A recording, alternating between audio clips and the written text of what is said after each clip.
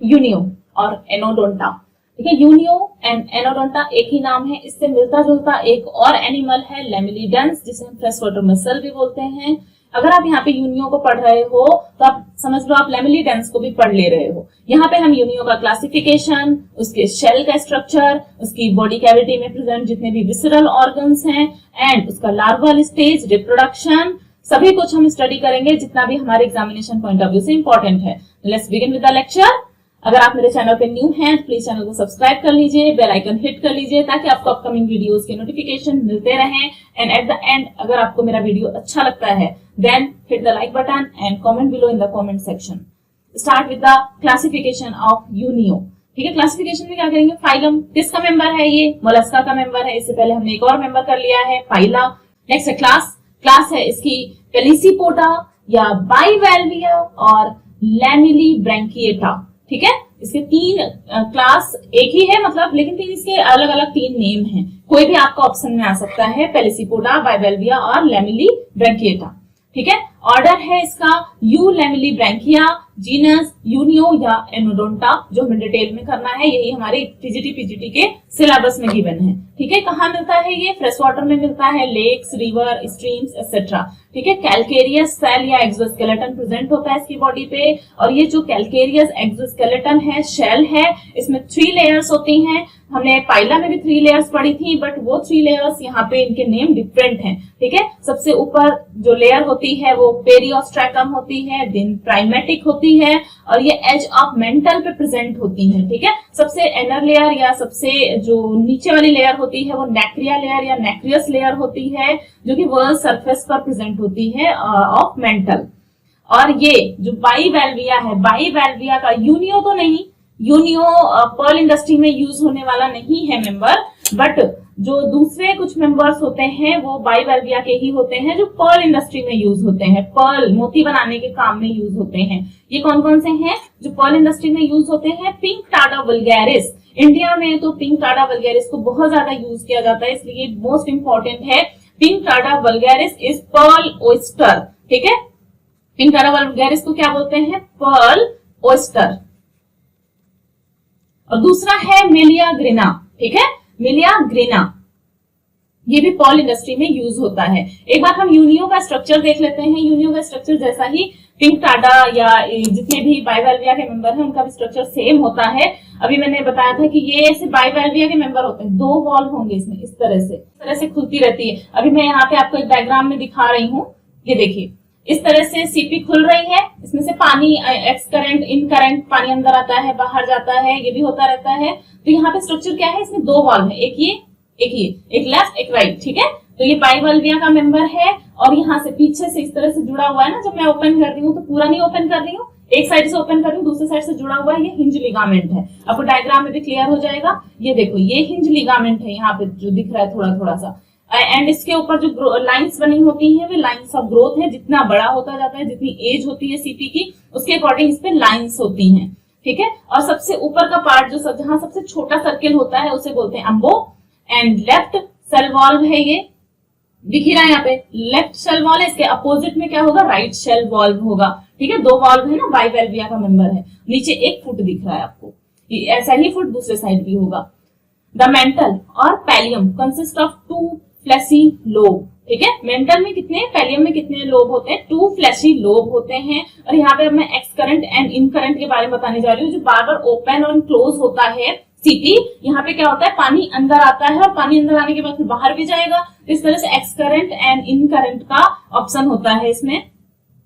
देखो dorsal narrow tube is x current और x हेलेंट siphon. ठीक है, क्या होता है एक्सहेलेंट साइफन। कुछ कैरेक्टरिस्टिक फीचर पाइला यूनियो से काफी डिफरेंट है, बहुत सारे इसमें न्यू पॉइंट्स भी आपको मिलेंगे, तो आपको बहुत ढंग से इसे डिटेल में करना है। ऐसा नहीं सोचना हमने पाइला कर लिया तो यूनियो भी हो गया, क्योंकि एक ही फाइलम के मेंबर हैं तो इनके मैक्सिमम कैरेक्टरिस्टिक सेम होंगे। हाँ, maximum characteristic general feature same होंगे, बट इसमें बहुत सारे इंपॉर्टेंट पॉइंट हैं जो पाइला और यूनियो में डिफरेंट है। डॉर्सल नैरो ट्यूब होती है जो एक्सकरेंट होती है, वेंट्रल ब्रॉडर और लॉन्गर ट्यूब होती है जो इनकरेंट होती है। इनकरेंट ट्यूब कहां पर प्रेजेंट है, वेंट्रल पार्ट में, नीचे की तरफ प्रेजेंट है। नीचे से पानी आया और जो डोर्सल पार्ट है, ऊपर का पार्ट है, वहां से पानी निकला। तो जब एक साथ बहुत सारे ये सीपी प्रेजेंट होते हैं, यूनियो प्रेजेंट होते हैं और पानी निकालते हैं, तो इस तरह से ऐसा लगता है यहाँ पे छोटा सा फाउंटेन सा है, ठीक है, इस तरह का स्ट्रक्चर बना लेते हैं। इसे हम, जो इन करंट होता है उसे इनहेलेंट साइफन, एंड जो एक्स करंट होता है उसे एक्सहेलेंट साइफन बोलते हैं। क्लियर?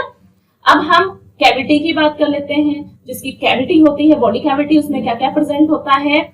बॉडी कैविटी या शेल की कैविटी की बात करते हैं। शेल की कैविटी के अंदर क्या क्या प्रेजेंट होता है। विसरल हम प्रेजेंट होता है, foot, labial palp, mouth, gills, ये सब कुछ इसके अंदर प्रेजेंट होता है। क्योंकि सीपी पानी में रहती है तो रेस्पिरेशन के लिए इसमें टिनिडिया या गिल्स होते हैं, ठीक है। फुट भी होते हैं, फुट बाहर की तरफ निकला हुआ था, मस्कुलर फुट होता है। तो अब एक एक को हम डिटेल में देखना शुरू करते हैं, एक एक पॉइंट को। बॉडी कैविटी, सबसे पहले हम बॉडी कैविटी को देखते हैं। बॉडी कैविटी कैसी होती है। ओपन सर्कुलेटरी सिस्टम है तो हीमोसील टाइप की होती है। सारे विसरल ऑर्गन हीमोसील के अंदर या ब्लड के अंदर डूबे हुए रहते हैं। हीमोसील फिल्ड होती है ब्लड से या हीमोलिम्फ से। हीमोलिम्फ क्यों बोलते हैं, क्योंकि ये कलरलेस ब्लड होता है, ठीक है, कलरलेस ब्लड होता है। जो इसमें रेस्पिरेटरी ऑर्गन है वो कहाँ पे घुला हुआ रहता है। जो रेस्पिरेटरी पिगमेंट है वो इसके प्लाज्मा में रहता है, ठीक है। तो और इसका रेस्पिरेटरी पिगमेंट है क्या, कॉपर। क्लियर?